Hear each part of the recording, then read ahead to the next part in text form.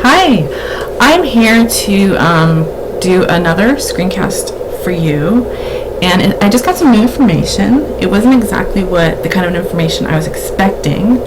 I thought I was going to be talking to you about something else, I'm going to start here because this is a podcast where Wayne Pacelli discusses the use of gas chambers as antiquated and inhumane method of euthanizing or killing shelter animals, and how the Humane Society is helped to lead the way in closing the last gas chambers. Okay, that's great, isn't it? Alright, so why did I get this thing in my Facebook feed? Okay, let me just tell you what's going on here. These are the two gas chambers used in North Carolina, and what are these? Look, they're the dog runs. Okay, so live dogs are just walking around in their runs, and then they see their buddies coming and being shoved into these little boxes, and then as the gas starts, that's the worst time. Once the gas starts, there's we don't know what they smell because they see and smell, and then the screams of all the dying animals fighting, and they get it. They know this is not a good place. And then, if that's not enough, they take out the dead bodies of the dogs and the cats, and they stack them up right in front of these live animals, these dogs. Okay? Now, I just had a little sense of this. Okay, North Carolina, I'm thinking, as far as I know, the Humane Society seems to have been giving out a lot of awards to to North Carolina. So let's just look at some of the.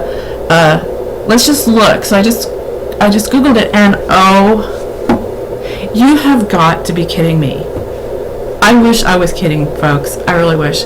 Randolph Shelter wins Shelter We Love Award. Randolph Shelter. Okay, this is the Randolph Shelter. Okay, Randolph Shelter. This is the shelter that won the award. This is a shelter we love, according to the Humane Society of the United States. Let's look at their stats, like we did the last one, the last gas chamber. They don't have any. Their gas chamber is in good working order. Aren't we happy about that?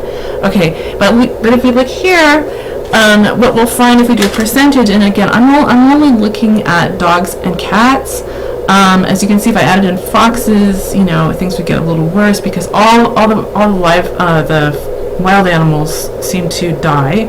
But if you take a percentage, you will discover that it's 87% is the